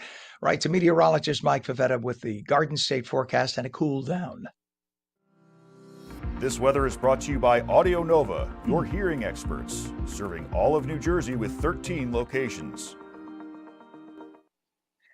So when I hear the two words cool down, Mike, I want to crawl under my desk and shake a little bit. I'm just saying. I know it's winter. We in were doing Northeast. so well, right? We were on such a nice trajectory, had This is why we beautiful can't sunny have weather nice yesterday. things. This is exactly why. I know. And to actually feel a little bit of the allergies kick in, the symptoms with the itchy eyes yesterday, right? Briefly. And now it's all going back to the cold. So yeah, we look forward to some chilly weather ahead. It gets cold. I know our director Pam very excited about all the cold air. After so much sun yesterday and a little bit of warmth, we keyed some of that warmth around this morning, but bring back the clouds, so it actually feels a touch cooler into this afternoon. Kind of like how it felt yesterday toward the end of the day as those clouds rolled in. That'll be the case this afternoon. 52 in Matawan, 49 over in Long Branch, with the threat of a quick sprinkle throughout this afternoon. Most of the gusty winds are down toward the coast, and then we see another round of gusty winds, this time from a westerly direction on Friday, and those 25 to 30 mile per hour gusts will make it feel so much colder on Friday morning, making the wind feel like it's down in the single digits. Throughout Saturday and to Sunday, you see a couple gusts of breezes here, but again, I think they'll be very isolated in nature. Had a few early morning sprinkles throughout the overnight. Again, most of that wet weather is gone. Now we stay cloudy and bring back a threat of rain for northern New Jersey this afternoon. So it's a kind of a cloudy, sprinkly day, looking to be a little bit on the cooler side, but again, the real chill settles in. So this is our transition day back to the bigger, bitter cold come this weekend. Once we get into Friday night and Saturday morning, you see a few scattered snow showers there. Probably not going to do much in terms of an accumulation. Saturday night into Sunday, another cold air that'll make it feel very chilly into the next several days, and it's just basically cold going into the next few afternoons. With that chill, you see highs climb into the low 40s and stay cold into this weekend. We'll talk more about that weekend weather, Ken, coming up in a few minutes. Yes, we will. All right, sir. We appreciate you as always and all you do. The temperature 36 degrees now in northern New Jersey. In Trenton, 40 degrees. So it's interesting to see the difference in temperature as you go inland. The temperature is actually warmer when, and excuse my looking to the left here as I set something up for us for our next report. As you go inland, it's actually a little warmer. Usually at this time of year, it's just the opposite, but you could tell that the waters, like the rivers, have cooled down now. So as we get water breezes, things are a little chillier now. Now, in terms of traffic, we have a down pole on Route 22 eastbound east of Warren Street in Phillipsburg. Right lane is closed. We have a crash on I-80 eastbound east of exit 55, Route 62, Union Boulevard in total. Look at this absolute mess. Pam found that camera shot for us. Thank you, Pam. The two left lanes of the four lanes closed. This is now causing about a 3 to 4 mile backup on I-80 as a result. Oof, and how quickly that built up. We have a delay now on the Jersey Turnpike Western Spur northbound from the southern mixing bowl to south of interchange 15 WI 280 in Newark. All lanes are open, but there's a 2 mile delay there, and that is due to volume. Tends to happen this time of the morning. There are Hudson River crossings right now. The Holland is not bad. It's 20 minutes in, which is actually good at this hour. Lincoln is about 30 to 35 now. That's building up. And the GWB upper and lower levels, we have just a weird camera angle today, but the center lanes you're seeing there, that's the upper level approach, and that's about 35 to 40 minutes in from that location. Lower level on the right, much better approach to take. It's about 25 to 30 minutes in. 8:19 is our time. There's a new collaboration between Columbia Bank and the New Jersey Performing Arts Center, and it's helping to deliver family-friendly performances while supporting NJPAC's mission of cultural enrichment. Allison Schlesinger. Allison, I'm sorry, I can't get my mouth working today. Allison No, perfectly. Schlesinger. God bless you. I literally have only had 3 cups of coffee. Usually I have 4 by now. But No, Allison, I had to Allison, learn to pronounce my last name too, so it's all good. thank you. Allison Schlesinger, or Schlesinger, is the Senior Executive Vice President, Head of Consumer Banking at Columbia Bank, and she's here to talk about why this partnership matters so much. So is it Schlesinger or Schlesinger? Schlesinger. Schlesinger. All right. I Allison think you got Schlesinger. it. You're good. I have You're it. good. I got it now. Thank you. So good morning. Good to have you on. Great to be on. Thank you for having us. You bet. And tell us about how a community bank like Columbia is different from a national bank and why many would consider it a better choice. Sure. So let's first talk about Columbia Bank. We're almost 100 years old, not me, the bank. We're across all over New Jersey. We have over 70 branches. And our philosophy is really about the community, right? A lot of why we align with NJPAC. We believe investing in the community. We set up our branches in communities. And while we're in our branches in that community, we connect with families, local businesses, and that's really important. I think the other real big difference between a national bank also is, we know our customers, right? We like to say we like to hug our customers. We don't actually always hug our customers, but the point is that we make local decisions, whether it's credit decisions. We know your businesses, we know who you are, we know your families, and that's part of our values and really important to who we are. Allison, this is when I was first sold on community banks. It's a bank that, yeah, I'll tell you off the air which one it is. I won't say it on the air, but it's been absorbed into another community bank, as sometimes happens, as you know, in New Jersey. Um, let's just say it started with an L. You could probably figure it out from that. Yes. When I first moved to New Jersey, and I had a nice income, and I was working for Channel 7. I wanted to buy the house of my dreams in North Caldwell, and it was in 2009. So 2007, we had the big economy crash. So now in 2009, you couldn't get a super jumbo mortgage. No one would even touch it. No. I was told you had to put down over 50%. Well, it was going to cost like 600,000 down, 700,000 down. You forget it. No, That not bank, happening. Right. right. But that community bank said, come on in, we'll figure it out. And I thought, this is a waste of time. I went in, they figured it out. And back then, with the interest rates crazy, I got a 4% interest rate. And that became my bank for years. And now they don't exist anymore. And I sold the house. But it just told me that, wow, it gave me an education on the difference. Community banks will go out of their way, whereas the national banks, you're just tend to be another name on a page. That's it. Right.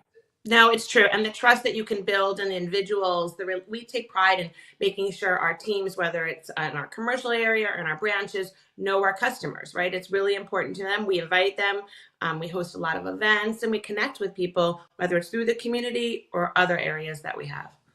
Fascinating. And you have this big partnership with NJPAC and its family series. Let's talk about that. So super excited. We believe that our values are very similar. So we were looking for a partner, and we obviously being in New Jersey, there's lots of different opportunities. NJPAC first aligns our values. So let's start. One is Newark.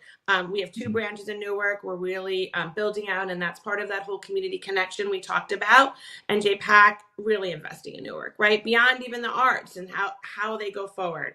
The other thing it's really important is we do a lot of education. You talked about your mortgage, right? So NJPAC obviously has an extension beyond the shows. They do a lot of education in the area. We'll do a tremendous amount of first-time home buyers. We do education in the schools. We'll educate in our branches, and that's part of our philosophy too. And then third, it's about families. We sponsored the family area.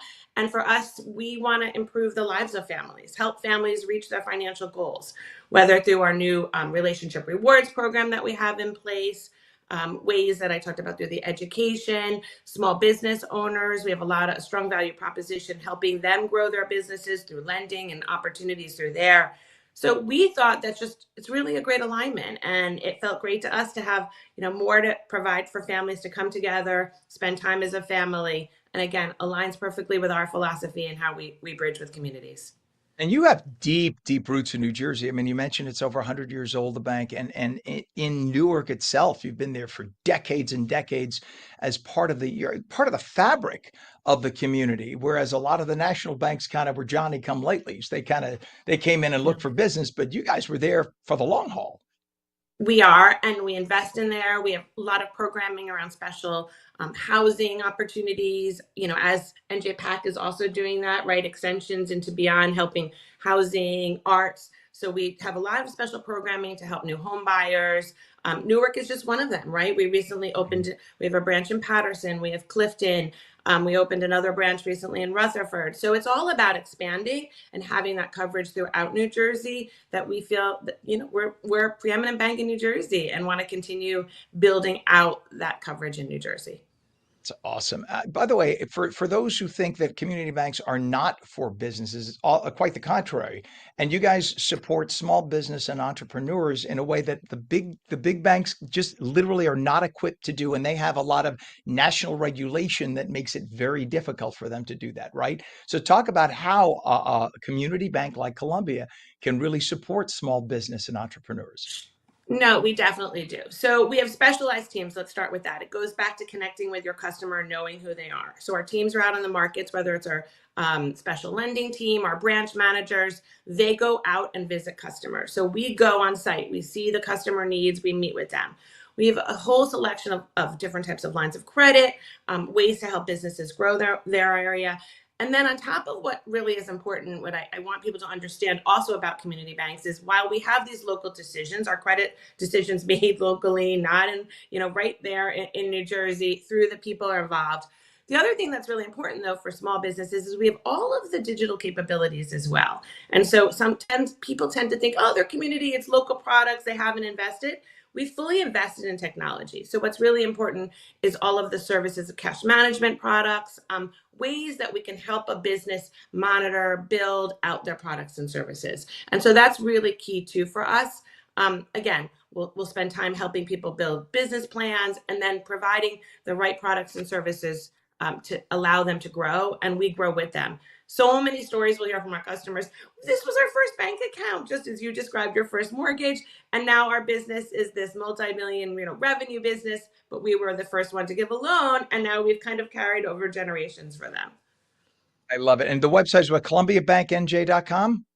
Online, columbiabankonline.com. Some people love to put Columbiabankonline.com. NJ in there. It's columbiabankonline.com. You can That's see everything there, or walk into a local branch. As I'm at, there's over 70 branches throughout New Jersey, so you'll see one in many different corners. fantastic. Allison Schlesinger, Senior Executive Well Vice done. President, thank you. Senior Executive Vice President, Head of Consumer Banking at Columbia Bank. It was great having you on, and thanks for coming on today. Thanks, Ken. Really appreciate it. Thank you all. Hope to see you at NJPAC. Yes, definitely. And when we come back, we'll take a closer look at how New Jersey businesses are dealing with rising energy costs. Phone lines open at 888-658-0234. We're coming right back.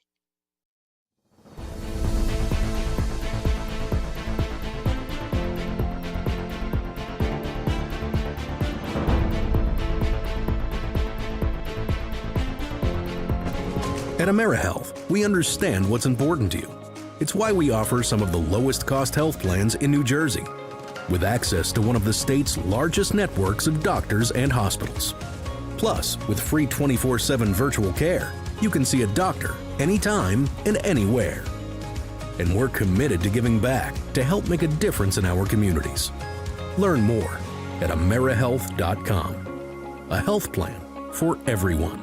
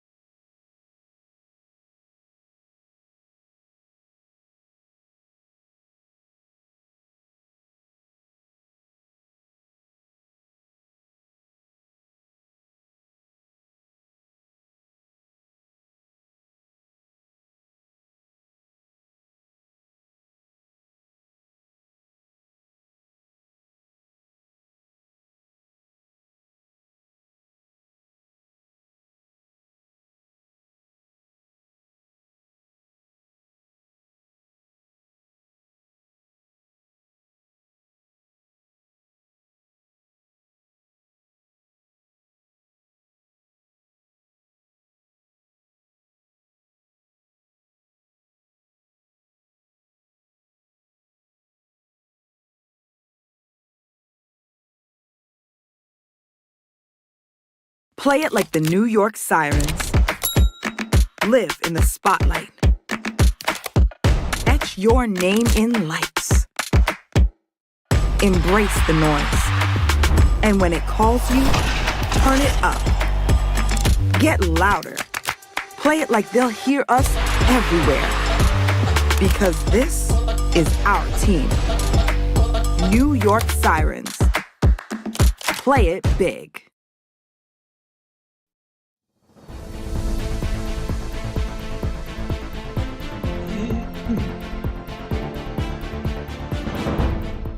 Good morning. It's Wednesday, January 14th, 2026. We have 36 degrees. Looking for the current temperature, 36 degrees at 8:30. Ken Rosato, and welcome back to On New Jersey Mornings. Clouds today, slight chance of a rain shower, highs about 48. Meteorologist Mike Favetta has a detailed Garden State forecast. This weather is brought to you by Audio Nova, your hearing experts, serving all of New Jersey with 13 locations. All right, Michael, it is, the temperature, you said it before. The temperature really hasn't budged. It has been exactly this, 40 in Trenton, 36 northern New Jersey. That was the temperature when we started the show at 7. And that's it. It's a cool breeze, Ken. That calm, steady marine layer just blowing in, allowing for that temperature to remain pretty steady across this afternoon. You can see the clouds here thickening up on the satellite picture. So it will stay rather gray through this afternoon. We'll get another shot of a little sprinkle later today, although southern New Jersey likely just stays cloudy with temperatures in the upper 40s and low 50s. So what the temperature starts this morning will stay that way into this afternoon. The winter chill, that comes in through this afternoon and this evening as temperatures drop back down to below average, going from the 50s today down into the 30s by tomorrow. You can see some of those showers lining up just west of the Delaware. They cross into New Jersey by this afternoon. And with that wet weather lingering throughout the overnight, most of the energy stays to the north and west, so we may see a rogue snowflake overnight, but not see any accumulation. And then when that whole system passes through, the cold digs in, and it stays very cold, especially into Friday morning with another round of cloud cover. So you see a quick spritz of snow flurry activity there. That really goes on by. Not going to be too much of an issue going forward. Sunday morning has the potential for another quick round of light flurry activity in southern New Jersey, but most of that stays off to our south, and it's really an out-to-sea sort of system. As far as the next week, it gets brutally cold going into Monday and Tuesday with overnight lows that'll be down in the single digits, highs trying to make it back to just to the freezing mark. I mean, we'll be in the 20s most of each afternoon.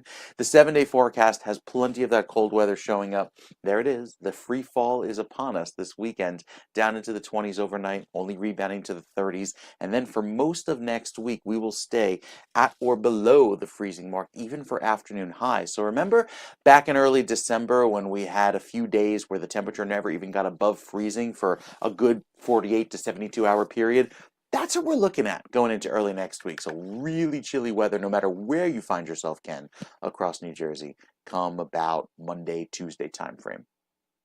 All right. Thank you very much, sir. Appreciate that. We have 40 degrees again at Trenton right now, 36 in northern New Jersey. In terms of traffic, we have a down pole on Route 22 eastbound by Warren Street in Phillipsburg. Right lane is closed. Some delays now on Route 29 northbound from 295 and Hamilton to Warren Street in Trenton. The Hudson River approaches now. The Lincoln Tunnel is 35 minutes in, 25 to 30 at the Holland. GWB, the upper level seems to be the bad shot right now. Oh, different. They move the camera again every time we try to show you. So this. You think it's better too, Pam says. So I think then the upper level would have been those middle lanes. This is not normally the camera angle we use, so we can't tell. I think where that is, if you look in the distance, that overpass is usually the point where we normally have the camera shot. So based on that, they're saying here 25 minutes in upper and lower. So I will go with what they say. You can see the lower is on the right, upper those middle lanes. So looks like it's getting better, getting in via the GWB. 8:34 is our time, and like the rest of us, New Jersey businesses are dealing with rising energy costs. To talk about it are Al Sabloy, CEO and co-founder of Butterfly, that's Budd, Fly, and Mitch Benson, Senior Vice President of Operations at Empire Portfolio Group, which operates dozens of Orange Theory fitness locations. I have so many friends who are so properly addicted to Orange Theory. They love Orange Theory. And they're both here now to talk about how gyms are cutting waste, lowering costs, and still delivering a premium experience. Al and Mitch, good morning. Good to have you both on. Yeah, good morning. Thanks for having me. Thank you, bet. Ken. Excited to be on the show. Absolutely. 100%. Nice to have you both on. Long time that we've wanted to have you on to talk about this topic, so it's good to have you on now. Al, let's start with you. What does Butterfly do, and how does your energy as a service model work? Well, Ken, starts with the problem. We're living with rising energy costs at this point, and you can actually do something about it. It costs capital, it costs money. So Butterfly makes it really simple for a customer. We invest our own capital to upgrade the facility, driving the use of energy down about 30%. We use that 30% to pay for it with our customers, but we bear all the risk. We do all the work. Customer enjoys all the benefits, and the environment ends up better, and the customers of that customer have better quality air, et cetera. So it's been a good run. We've grown tremendously in the last 8 years with a model that's very unique and revolutionary. So the company has basically no risk at all. You come in, you're helping them out, you're improving their environment, you're saving them money, and you take a cut. That's pretty much it, Ken. We bear the entire risk. And there's a reason why I believe in the United States the world hasn't addressed this problem. It's too complex. So we made it really simple. We spend our own money to do it. And we only win, obviously, if we achieve efficiency goals that are reasonable and achievable. And we're doing that today in about 8,000 locations throughout the United States. So let's before we go over to our folks from Orange Theory, what kinds of ways? Give us some examples of ways. And I'm sure just talking about it, people think, well, why can't the company just do it themselves? If they could just do it themselves, they would. It's obviously an effort, and you have to know how to do it. So give us just a broad idea of what kinds of things can be upgraded or that you look to upgrade and improve in a company or a gym like Orange Theory in order to make it, a better, well-oiled machine, if you will, to save it money. Yeah, to keep it simple, consider roughly 3-4 legs of the stool. Lighting and control of lighting is fairly basic. And then anything HVAC oriented in cooling and heating. And then technology and software controls to be smarter about the way energy gets used. During the day, different temperatures happen. Smart technology can make a big difference. So we software connect every facility that we implement. We put in brand new, the best, highest efficiency HVACs that are made by humans today. And we're seeing a good 50% energy reduction, for example, on the HVAC use and load, which is huge in today's world, especially given rising costs. So 4 legs of the stool, anything air, HVAC oriented, lighting, controls, and management of that energy in a very effective manner. That is huge. And do you see any growth opportunities outside of, say, the physical fitness locations? I mean, this could be applied to basically any business, right?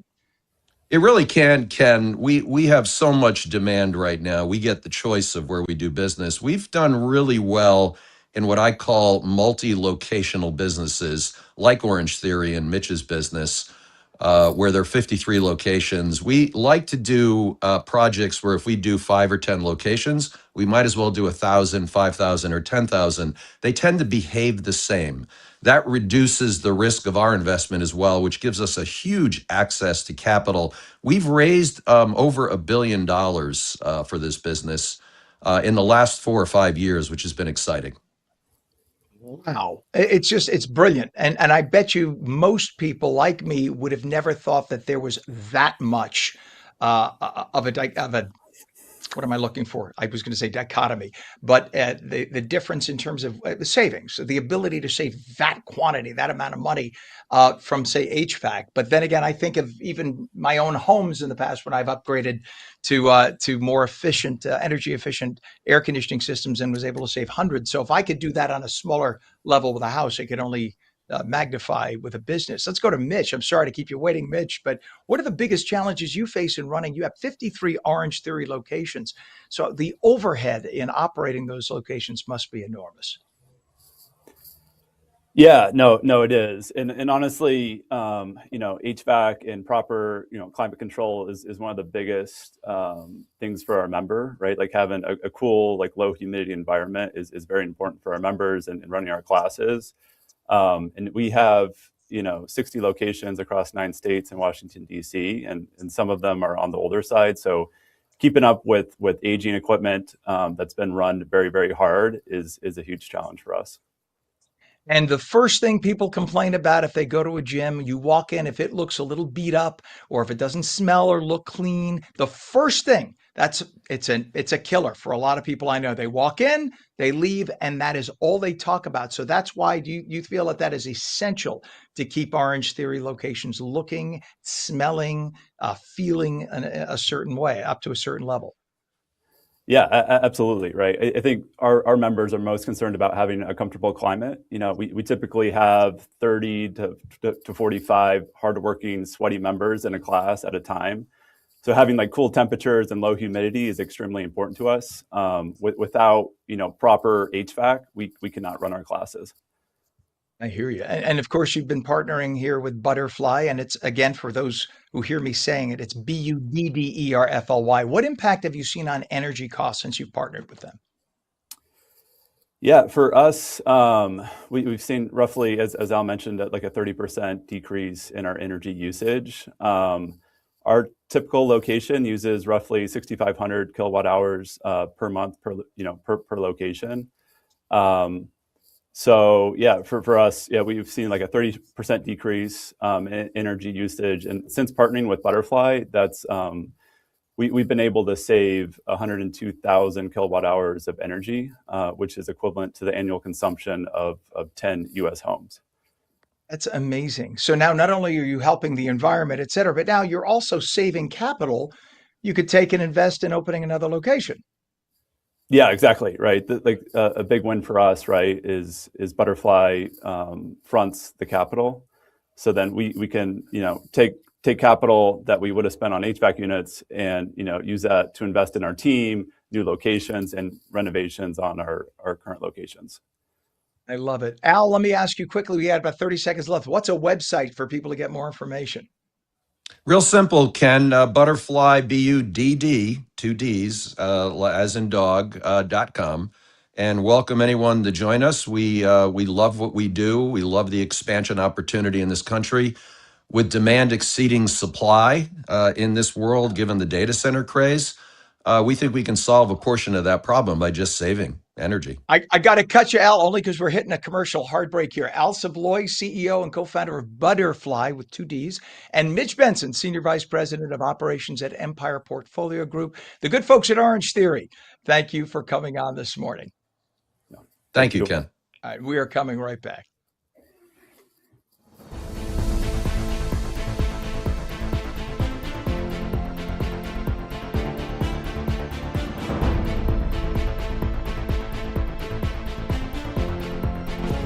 At AmeriHealth, we understand what's important to you.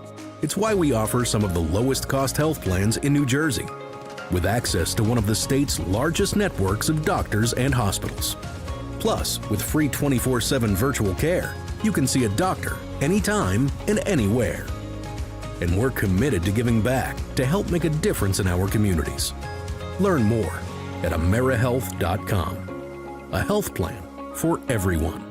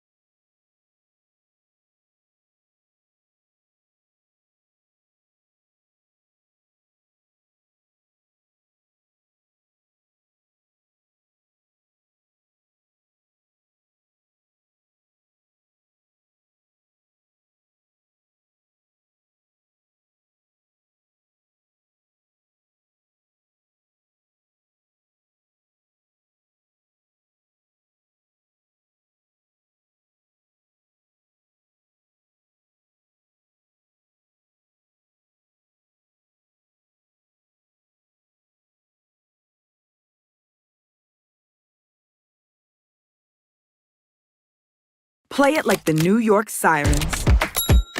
Live in the spotlight.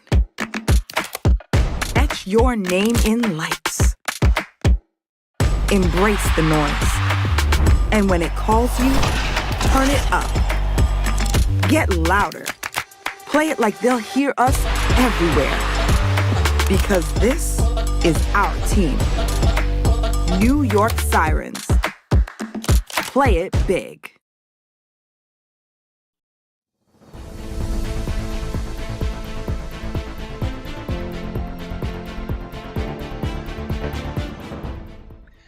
Welcome back to On New Jersey Mornings. I'm Ken Rosato. It is 8:45, and we'll take your calls at 888-658-0234. Clouds today, maybe a rain shower. Highs in the upper 40s. Right to meteorologist Mike Favetta with a big cool down in the Garden State forecast. This weather is brought to you by Audio Nova, your hearing experts, serving all of New Jersey with 13 locations. All right, Mike, here's your last shot at convincing me it's okay that the weather's going to get colder. It's all right. Winter is due, right, for another run, especially as we head into the end of January. We get a little bit of mild weather on the way this afternoon, considering we should be in the upper 30s and low 40s. Instead, we're in the upper 40s and low 50s. So with the threat of a few passing flurries and showers off to the northwestern corner of the state, most of New Jersey stays dry today with just a little bit of cloud cover. As far as the drought, it still continues, especially spreading portions of western Morris County over toward Warren County and up by Sussex County. Most of this light shade of yellow is abnormally dry. So there's very dry weather here in the northwestern corner of the state, up to an inch of a rainfall deficit, but it's something that we hope to improve, especially with the rainfall that comes later on tonight. Even though it's not terrible, a large amount, every little bit helps. Look at all the cold weather through the end of the month, predominantly over the Midwest, and most of the warmth is down across the south and southeast. Our dry weather continues with better chances of seeing equal chances of seeing wet or dry weather. But I think going into the next few days, it's all about the cold. We have a great chance of seeing temperatures feeling like they're below freezing, even below zero by the time we get to the weekend. The little chance of rain and snow you see here on Saturday is a brief system that speeds on by. Shouldn't do much of an issue. It just has kind of helping to keep another system on Sunday out to sea. It's Monday where the cold weather really gets serious, and overnight lows down in the teens with wind chills making it feel like the single digits or below zero. Very cold weather even at the shore. Going into next week, the cold sticks around and doesn't seem to quit, at least until the end of next weekend. So we're in it for at least the next 10 days, Ken, of real brutal cold. All right, note to self, book a trip to Florida for the next 10 days. Okay, thank you very much. Glad you clarified, Mike. We'll check in with you mañana. See you then. Enjoy your day, sir.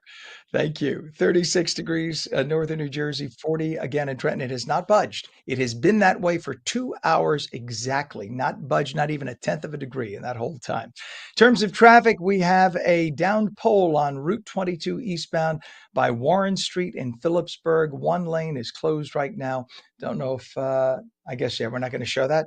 It wasn't okay. Never mind. I'm sorry, but yes, yeah, it's moving. So the traffic cam that we had, just to give you an idea, we thought we found the shot. It turns out we didn't have that shot. So nonetheless, we do have a down pole on 22 eastbound by Warren Street in Phillipsburg. Your Hudson River crossings right now, Lincoln is still 25 to 30. Holland is only 20. GWB upper and lower levels. We're told the upper level eastbound is 30 minutes in, they're saying, and lower level. So upper level, it would be the middle lanes. They're saying 30 minutes. I don't see that, because usually you see where that overpass is straight ahead. If you see taillights at that point, it's usually 30 minutes, and I don't see taillights. So I think it's probably under 30 now, probably 20. They just haven't updated it. So that's a best bet there for you. The 20 minutes at the GWB, and it's a nice ride too. It is 8:49, and Governor Murphy delivered his final State of the State address yesterday, touting his achievements during his 8 years in office and expressing his gratitude. I come before you with 2 words. Thank you.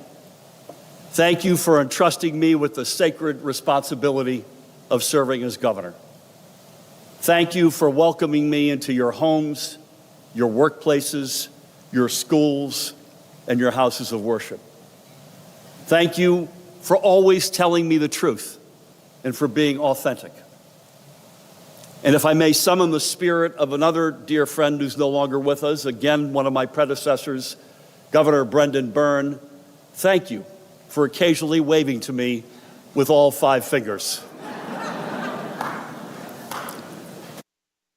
Always cute. By the way, there was also a very tender, very poignant moment when he said hello. The Governor Murphy, greeted the family of the late Governor Cody, and there was a standing ovation, of course, from everybody on both sides in the State House, applauding the late Governor Cody, who was a very nice man and a wonderful, albeit short-termed governor in the state of New Jersey. Governor Murphy talked about working families' long-term stability and the state's future competitiveness. He signed into law a near doubling of the minimum wage, a millionaire's tax, and property tax relief. Mikey Sherrill, Murphy's successor, will be sworn in as the next governor of New Jersey next Wednesday in Newark. Murphy, by the way, pointed to New Jersey Transit as an example of long-term reform and said while the system is still imperfect, it has largely improved and is on track for modernization. 8:50 right now. CNN is reporting the woman killed by an ICE agent in Minneapolis last week served on the board of her son's school, which linked to documents encouraging parents to monitor and be activists against ICE, which could tell you why she did what she did. Because apparently the school that she served on the board of directed parents to get training, to be activists and get in ICE's face. The document shed new light on Renee Good's connection to efforts to monitor and potentially disrupt ICE operations, an association that federal officials have made clear is at the center of their review into the deadly incident that occurred as she partially blocked ICE agents in the street with her SUV and struck an ICE agent in the leg with her vehicle when she disobeyed orders to stop and get out of the car. 8:51, New York lawmakers criticized hospital executives for failing to resolve the dispute with striking nurses over staffing and conditions. 15,000 nurses walked off the job at major private hospitals demanding better staffing, safety, and benefits. Hospitals are now facing severe staffing shortages, and that could impact patient care. City officials, including liberal communist mayor Zoran Mamdani, publicly supported the nurses' demands. In fact, the mayor actually marched in a protest, which you're never supposed to do. You're not supposed to take sides. Governor Hochul declared a disaster emergency to allow temporary staffing from outside providers. The Trump administration is ending temporary protected status for Somali nationals in the U.S., requiring them to leave the U.S. by March 17th. DHS Secretary Kristi Noem said the conditions in Somalia have now improved, justifying the termination. Send them home. About 2,500 Somalis and pending applications are affected by this. Somalis were given the temporary status back in 91 out of the goodness of our hearts when the country was in a civil war. Well, the civil war's over. The status we granted was temporary until things improved, and it's improved. In fact, back in 1991, the population of Somalia was 6 million. Today, it's 20 million. So if things were so horrible there, how do you have a population increase of 333%? So the few thousand who were here versus the 20 million who were there, go home.